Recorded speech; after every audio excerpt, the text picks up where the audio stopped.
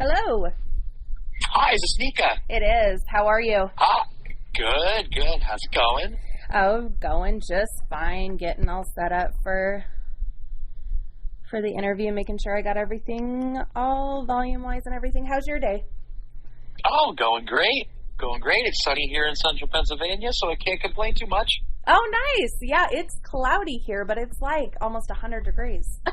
Ooh, no, you can have that. I'll take the windy, fallish temperatures that we're getting here. Oh, yeah. Yep. Well, thanks. I kind of would like to trade, but I guess I'll keep this hellhole that we're in. You've been super busy today, I'm sure. Yeah, not too bad. Not too bad? Okay. I figured you guys would have filled up real quick. Do you have one right after this? I do not. Nope. You're my last one. Sweet. All right. Well, you got a few hours? Just kidding. Yeah, sure. No, I'm totally kidding. We just got the Don Jameson show at 7 o'clock, so you have me until dawn. Oh, my gosh. That's perfect. Is that something that they use as a catchphrase? No, that's the truth. I think you should give them that. I think you should. That was pretty clever. Oh goodness. Okay. Well, let's dig in. I apologize. I'm super distracted today. My poor son Hendrix is stuck in Washington with COVID, and so he's been like panicking, and we're trying to figure out how to get him home, and it's been kind of a crazy couple days. So, and it's the first time he's gotten it, and he's stuck in a different place, and oh boy, yeah, that certainly makes logistical nightmares real quick, right? It does.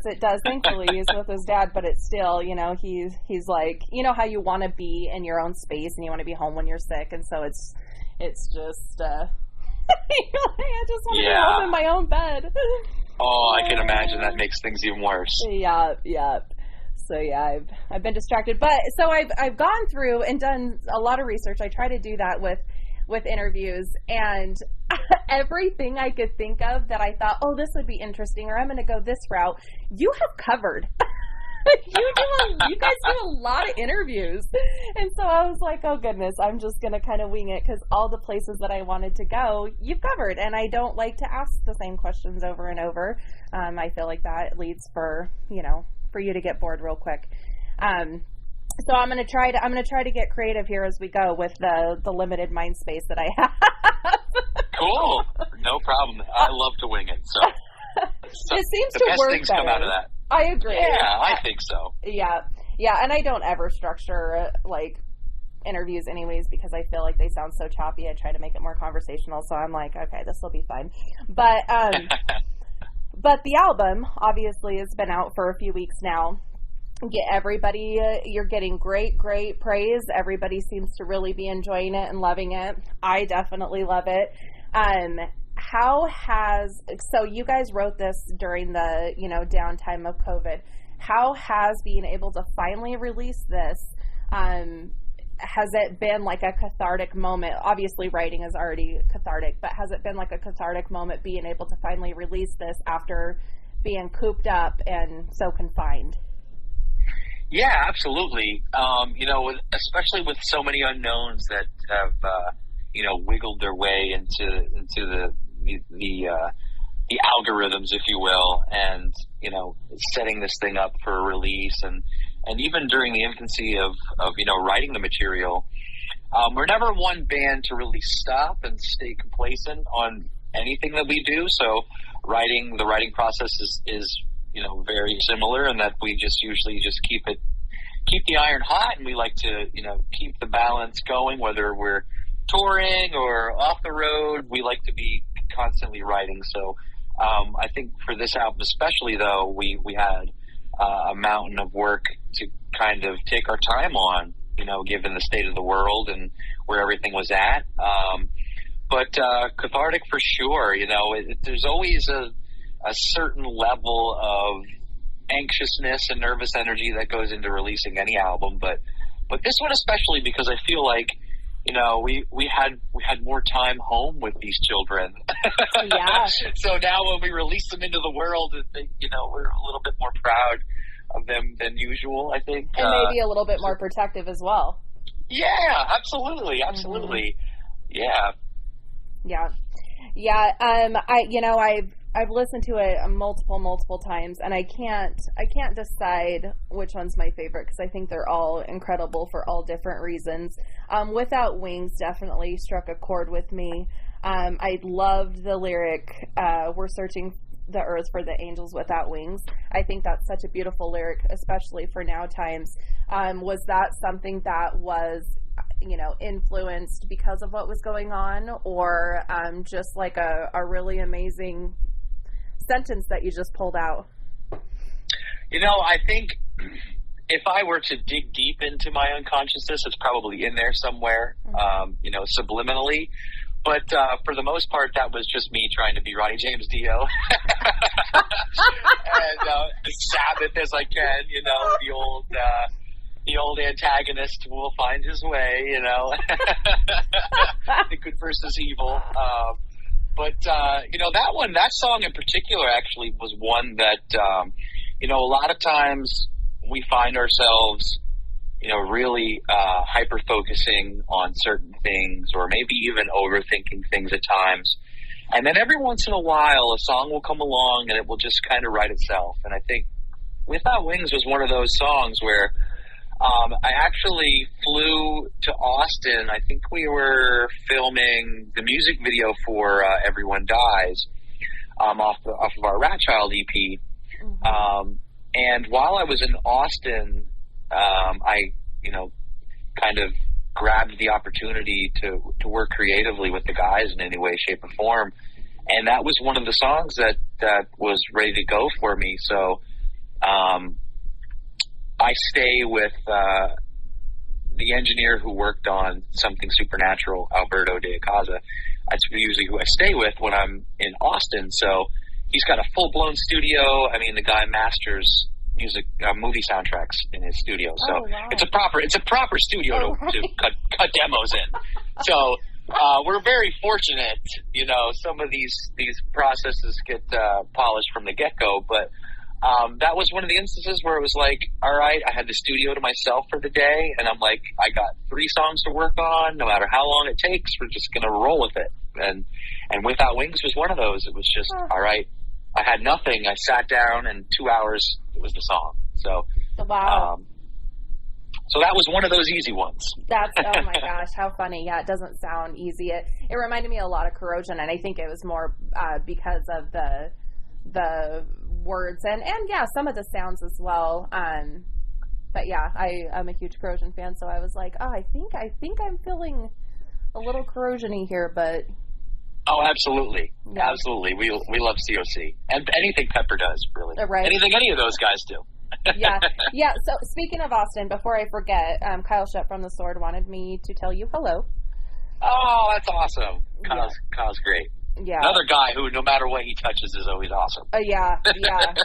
Their Dim Side of the Moon is so incredible. Oh, it's so good. And then, so I'm going to lead off that too. I want to go so many different directions, but you hooked up with, you hooked up with Charlie from Anthrax to do the moving pictures, which, first of all, did you guys design it, or do you know if Charlie designed it to only be out on vinyl and not on any other platforms? I do believe that was the way he wanted it, to just be like a record store day thing. Yeah, cool. As far as I understand, yep. Well, thankfully I found a copy. I was really, really stoked to find it because, obviously we can hear it on YouTube. That's the only other place I've been able to find it.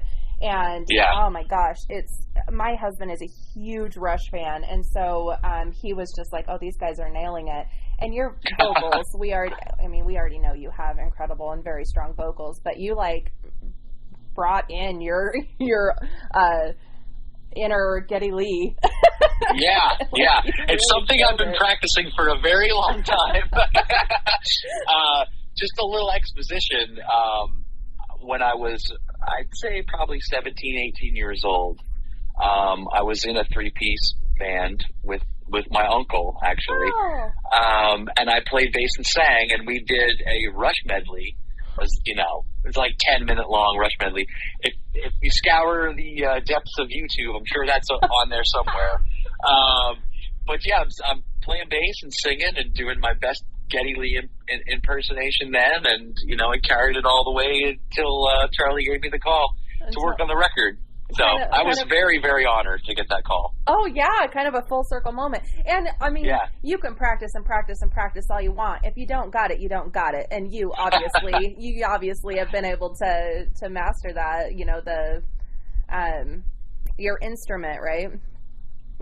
Yeah, it was a lot of doing it the wrong way to learn how to do it the right way, though. There are definitely 10,000 hours under this belt. Speaking of which, have you taken vocal lessons before, or are you just kind of more self-taught?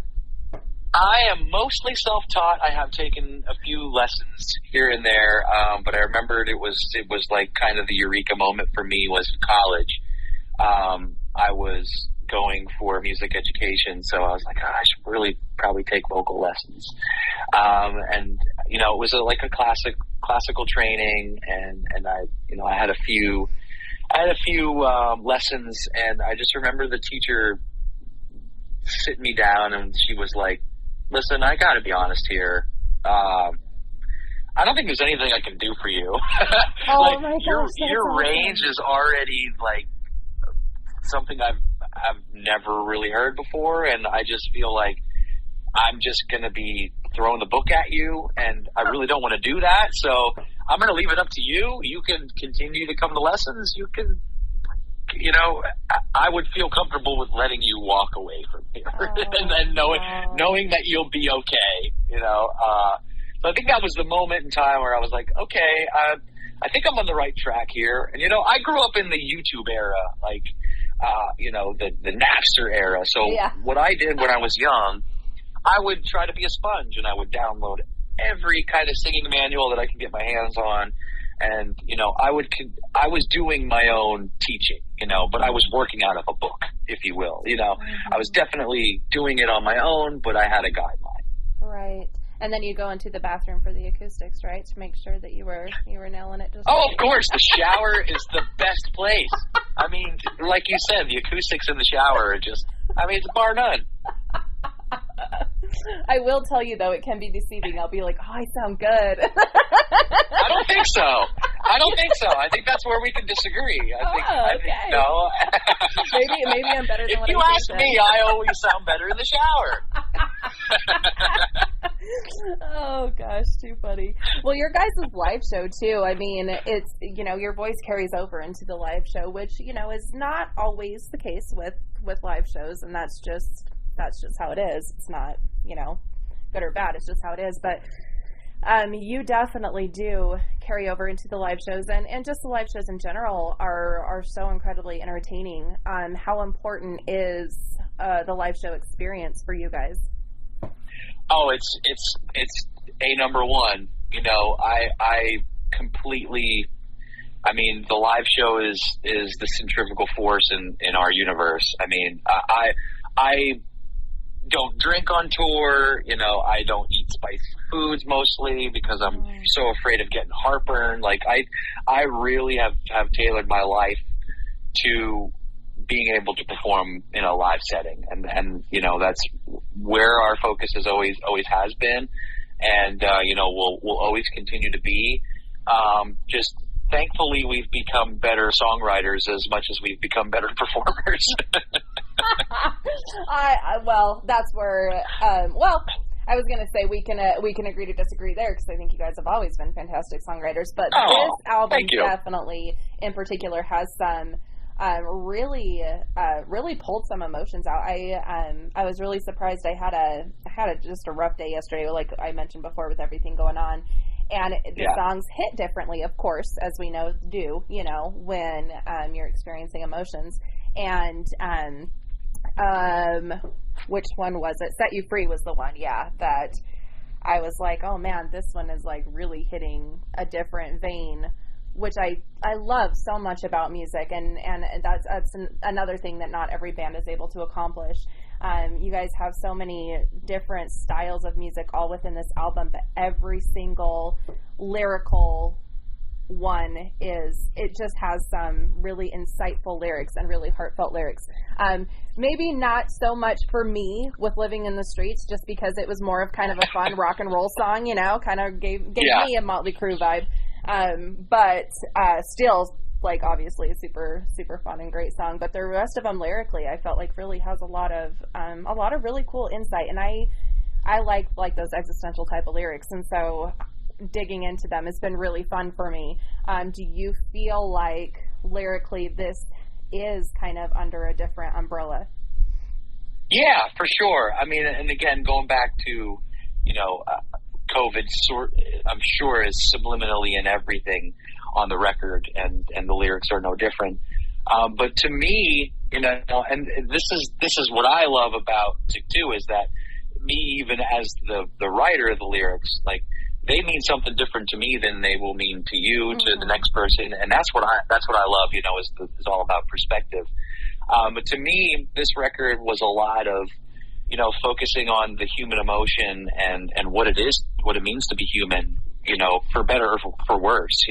What would another species, the encyclopedia of humanity, what would that look like? What would, if you had a codex of, the strengths and weaknesses of the human species, what would they be? And that, that's more or less what the record is, lyrically and thematically, is like, hey, we have these ups, we have these downfalls, but, it's all part of the experience. It all goes into, it all goes into everything, every decision we make, everything down to the molecular structure goes into what we are as humans. So, that's a lot of it, and I'm sure a lot of the struggle of the time went into the lyrics as well. But you got the nail on the head when it's definitely a more emotional take on the lyrics this time around. Yeah, with quite a bit of positivity in there as well. That's something I have really grown to appreciate about you. Every single interview I've seen you in, anything that I've seen you be a part of, you're always laughing, you're always smiling, and whether that's always an internal thing for you or not, obviously I don't know, but it's such you have such a positive energy that is so contagious, even just watching you.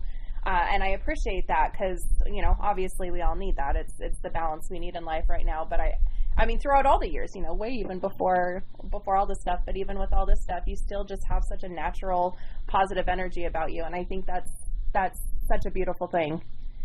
Oh, well, thank you. We try to have fun, and that's our goal of every day is let's just have fun, because if we're not having fun, why else are we doing it? And I think, and a lot of it is too that we had our finger on the pulse. And we understood, hey, we're all at the same point right now. We all have the pause button hit, and COVID has hit us all differently, albeit, but kind of the same way, in the same sense too, is that we all have to sit here and do nothing sometimes, but we're all in the same place, and we didn't want to come out of this making a depressing record, because we figured everybody was going to come out of this making a depressing record. Right. And, we always want to be the antithesis, right? So we want to do what everybody thinks we're not going to do. Right. So we're going to make a happy record during one of the most depressing times of our lives. Oh, what a funny, antithesis to have. Like, usually you automatically put that under a, negative connotation. And we're going to be happy, damn it. I'll turn this damn bus around. We're heading down the dark alley. I'm turning it around, and we're going to nature. We're taking a nature, what do you call that, a field trip collectively, because this has been bullshit. Oh my goodness, that's funny.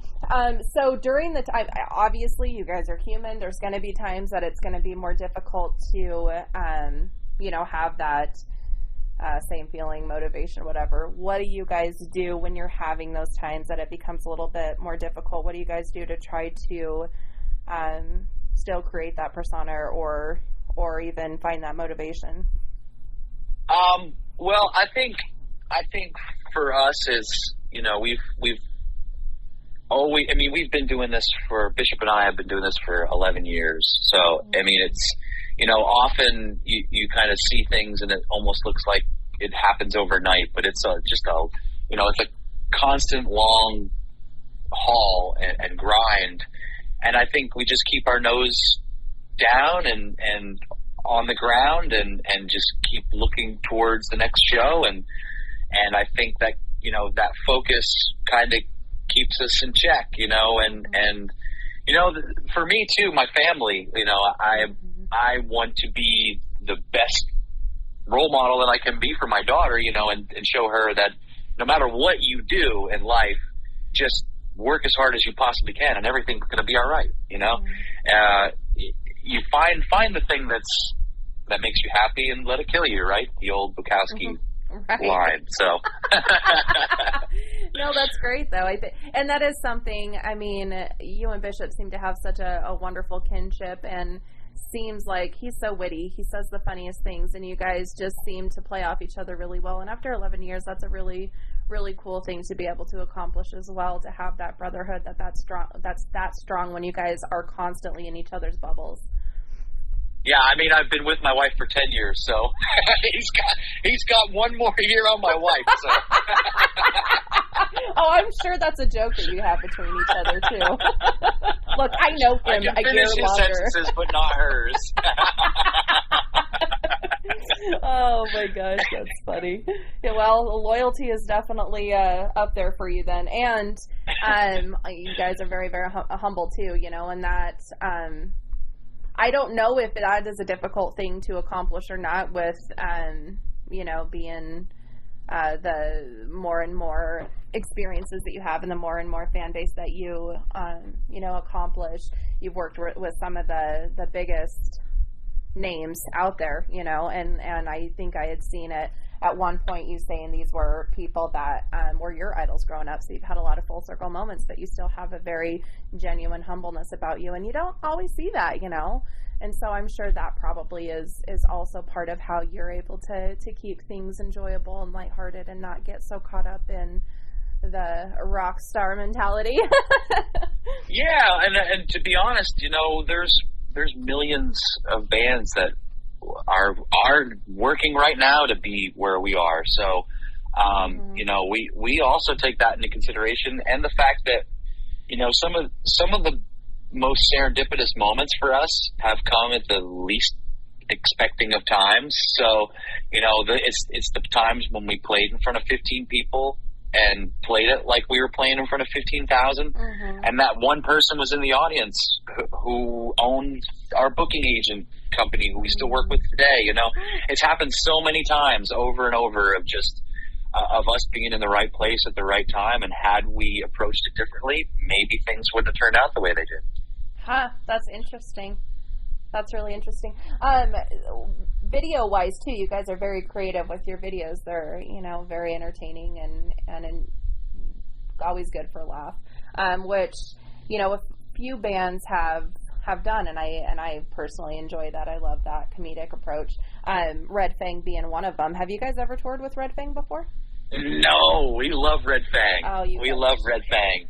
Oh, we would love a Red Fang tour. That would be awesome. Yeah, I think between your guys' music and personalities and videos, I think you guys would probably have a good time. I interviewed Brian, I think it was last year, and just, I could just see that you guys would totally gel.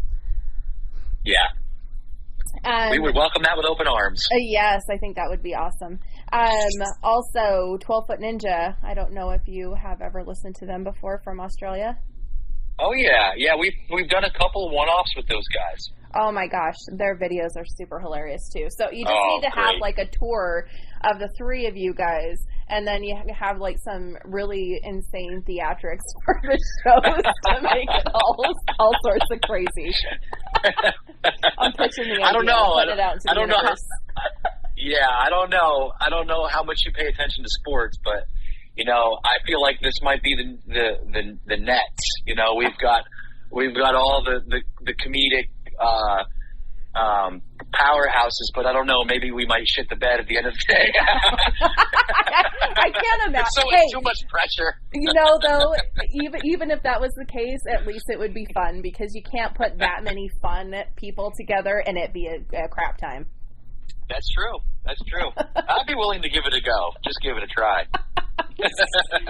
Well, I'm going to put it out there, and I'm going to, I don't even know, do some, what would that be, comedic crazy tour dances out in the rain? I don't know. I guess I gotta research how to make this happen. Supernaturally. I mean, obviously you can't just go and make those connections. You gotta do it supernaturally. That makes the most sense. Which gemstones do we rub for that one, right? Yeah, definitely got to do my research, because I know of the peridot, and I don't know if I can name another gemstone. Oh, goodness.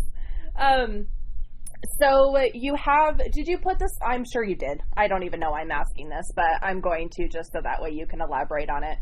Putting the songs in a certain order. Electrified, starts out really, really strong and has, again, some really awesome lyrics. But it ends with, honestly, Staring Straight Into the Sun is probably my favorite. I love Without Wings, but this one is probably my favorite. Overall, music-wise, lyrical-wise, everything. Is there a reason why you put that at the end and started with Electrified and put, everything in between? Yeah, we're an album band. I grew up listening to albums front to back. If somebody skips a song on one of my favorite albums, you're going to get a look, believe me. You will turn the bus around again. I will turn this damn bus around if you skip any song on Volume 4. All right? We let Volume Zeppelin? 4 play. Zeppelin, Sabbath, whichever one. Volume 4, not 4. Yeah. You better let that play, or you will get a stink eye from me. That is not the good kind of stink eye. There's a good kind. There's a good kind of stink eye. Like, hey, that was a really cool riff you just did there. That's the good kind of stink eye. Oh my gosh. Oh.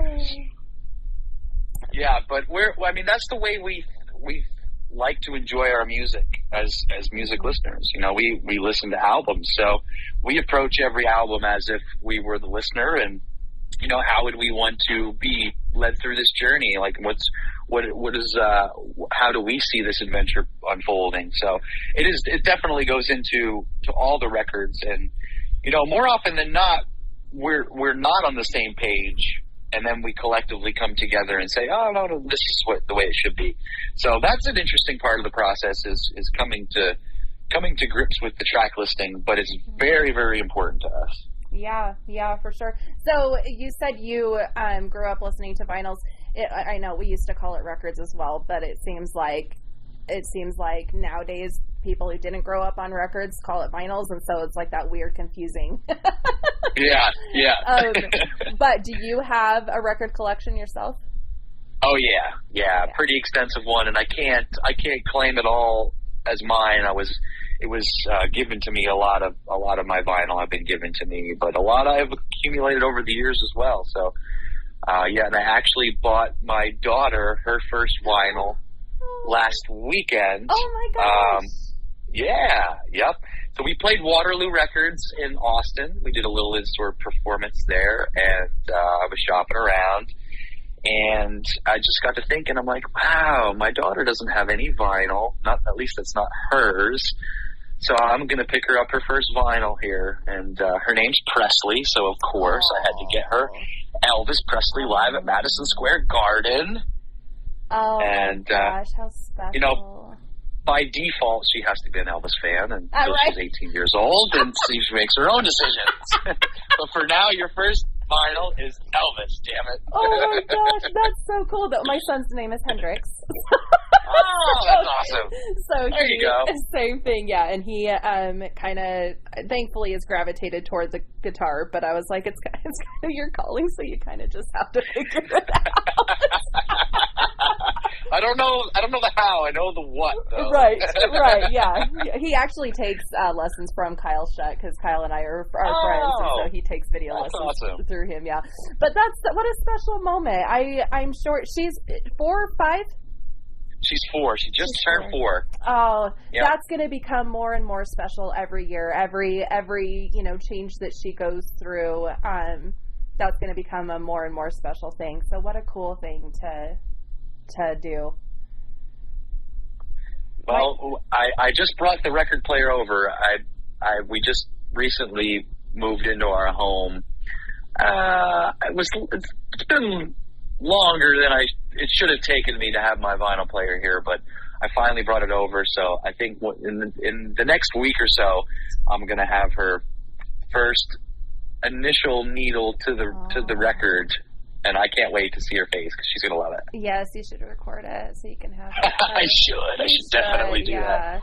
And make it like a whole event, like do some decorations, get her some like Elvis Presley style. Make her the peanut butter and banana sandwich. Yeah, peanut butter, banana, and bacon. You put bacon. Ooh, that actually sounds really good. I didn't know he had bacon on there too, but that sounds actually really good. But yeah, make it like a whole event. That's really, really cool. I got the first one that I had bought my son was Queen of the Stone Age. Nice. Which one? Yeah, it's his dad is a big fan, and obviously I love stoner rock. So that was his first one that he picked. But this is kind of weird. His stepbrother's dad, who we all live in the same town, and so we have a good relationship with his stepbrother's dad. Yeah, it's weird, but they actually trumped over me and got him his very first one before I got him the Queens of the Stone Age one, which was a Bad Religion Christmas album. Oh wow! Nice. It was obviously a Christmas gift, but super, super fun. I was like, you got him his first one before I even got to get him his first one. Oh, that's great. But that's still a good one. That's still a good first. Right? Yeah, no, I agree. Yeah. I agree. Yeah, I grew up on records as well. My dad had an insane record collection full of like Deep Purple and Blue Oyster Cult and some like off-wall ones, Sawmill Creek, which was I think an Idaho band. But one. Wow, I've never heard that one. Yeah, I'm interested though. I'm pretty sure they're from Idaho. And I'm sure he probably got it at one of the local shows here because that's where we live. But we listened to that one a lot. I listened to Stevie Nicks a ton because she was my favorite growing up. But yeah, I had some really cool ones growing up. So it's been really exciting to see vinyl come back. It's very, nostalgic. Plus it sounds better. Yeah, and it's all about the experience too. That's just something that I want to pass down. Is like, no, it's not just turning your phone on and going to Spotify and hitting the play button. Like there's an experience that goes along. What's the word I'm looking? A ritual, if you will. Yeah. There's a ritual. You sit down and you get ready. I mean, just think about like I can remember, in the CD days of like I don't even know what this sounds like. Mm-hmm. I know what it looks like. I gotta open this plastic. I gotta tear through this. I can't even tear through this. Can somebody get me something sharp? How do they expect us to open these things? And it takes you so long to open it up, and then you got the physical thing of putting it into something that plays it, and that's all gone, and just that experience and the anxiousness of going into listening to something new that you don't even know what it is. I remember picking up, and I've told this story to Corey Lowry and Sean Morgan from Seether. I've told them this story. I said the first CD I ever bought with my own money was the Seether record, the first Seether record, because I saw it and I'm like, I don't know what this is, but I have a feeling, I just got the feeling. And I didn't leave out the fact that it was in the bargain bin. I said, I bought your record, it was in the bargain bin, media player, I spent $6 of my own money. But man, that record changed my life. Oh. But you don't get that anymore. You don't. it's just lost. So I would love to pass that on to her, just like, this ritual of pick one out. I don't even care what it is. Pick it out because you like what it looks like. Yeah. Judge this book by its cover. Right. Seriously. I did the same thing. I would sometimes look at the thank yous that bands that I liked, because they would always thank other bands, and I'd be like, oh, okay, I'm going to check that out. And I'd go and look. You totally did judge it by the cover. Yeah. That one doesn't look very cool, so I'm not going to get that one. I found so many bands that way, just by, I'm going to try it, and, what a better way to put money toward. Even if it's something that you don't end up absolutely loving, that money went to those musicians, and that always feels good, Yeah. So, yeah, that's a good philosophy. I like that. Well, I think it's really important. I've said this in interviews before, but music takes care of us so much, and is such I'm a therapist outside of this, and so music is therapy beyond therapy. It's something that we all speak collectively, globally. It's so important, and it's something that is always there for us when it feels like we're alone and want to be alone, and all the things that go with music.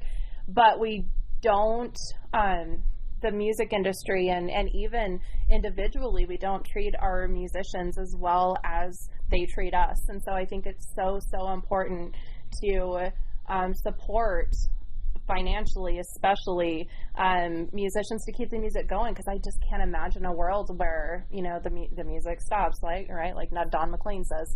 I just can't imagine. We would be in a lot more trouble than we're in now. So I'm a full believer in spending the money and treating our musicians as well as they deserve.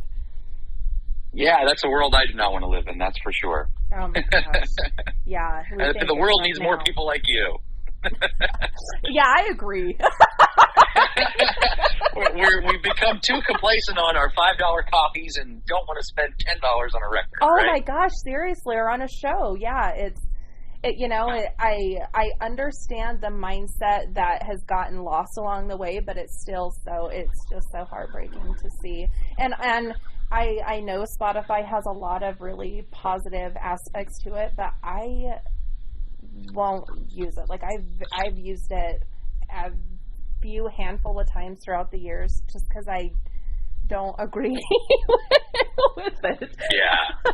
I want to, same thing. I want to have that experience, and I want to listen to the whole album. And that's something that doing this with Metal Nation has reminded me of and brought back to life again for me, is remembering how amazing it is to sit down and, like you said, have that ritual, have that full experience where you close your eyes and you're just feeling all of it, and you're not just driving and talking over it and skip next one.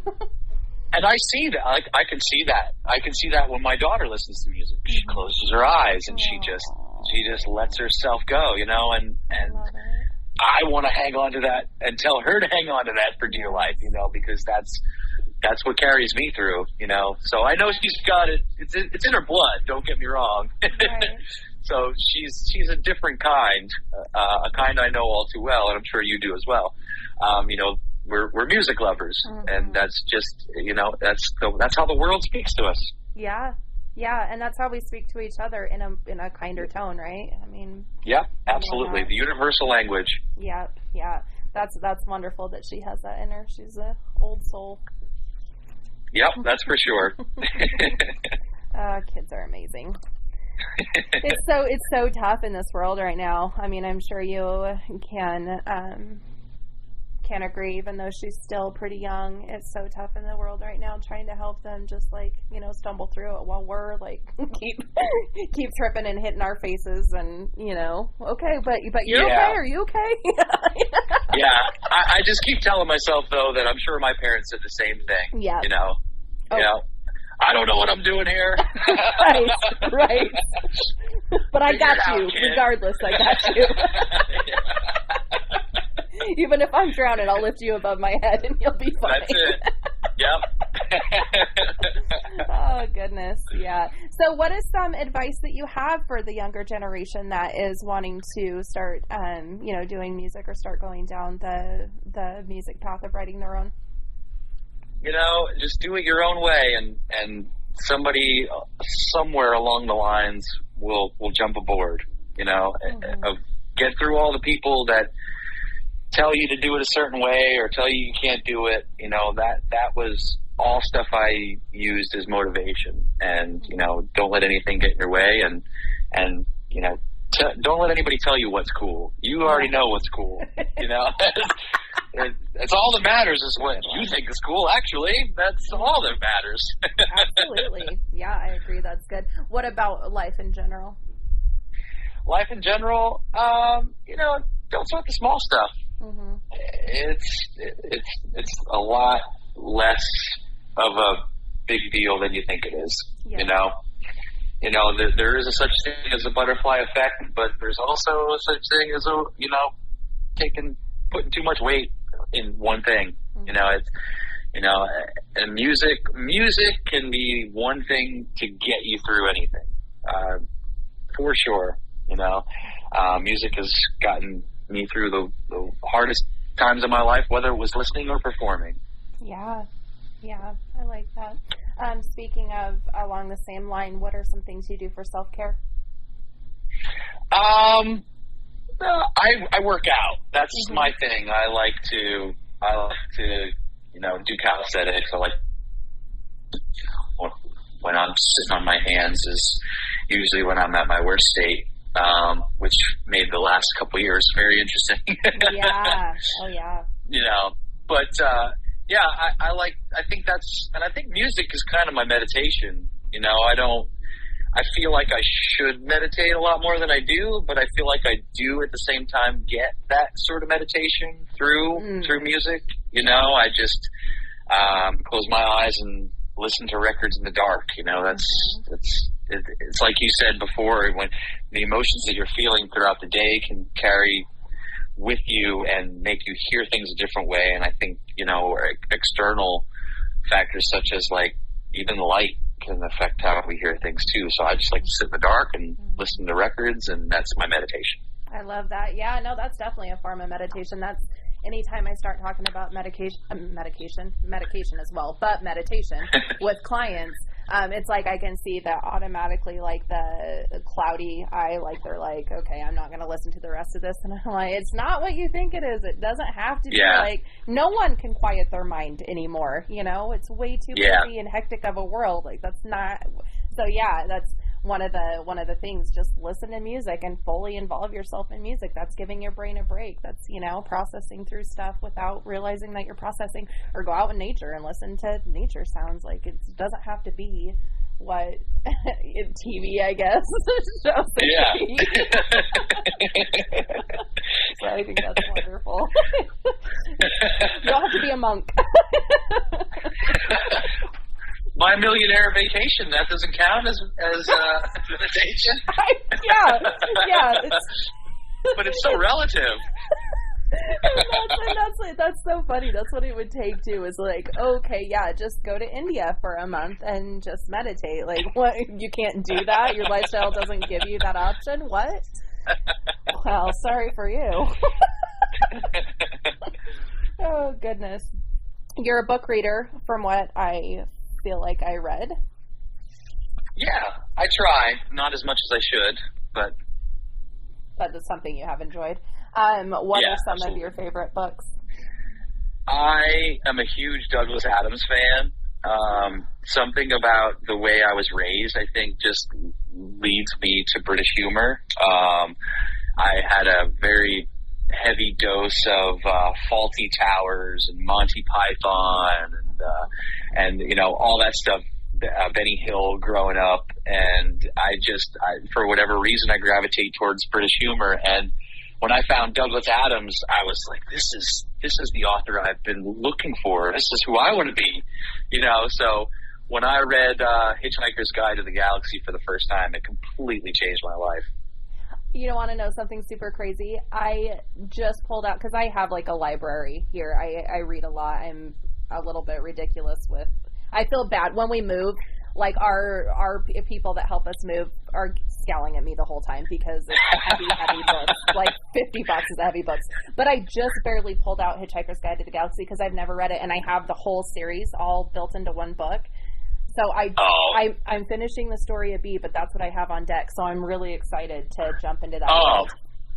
Oh, it's perfect. It I mean, just the semantics alone in those books are amazing. I love Douglas Adams so much. Like I have everything he's ever done, and one of the things he's done is he does a book on semantics and about how he has his own slang, and it's just great. Yeah, it's really good. You'll really enjoy it. You'll appreciate it, I think. Cool. I'll have to look into the other one too. You had mentioned earlier, kind of like other species on the outside, kind of looking into humanity. Have you ever read Ishmael?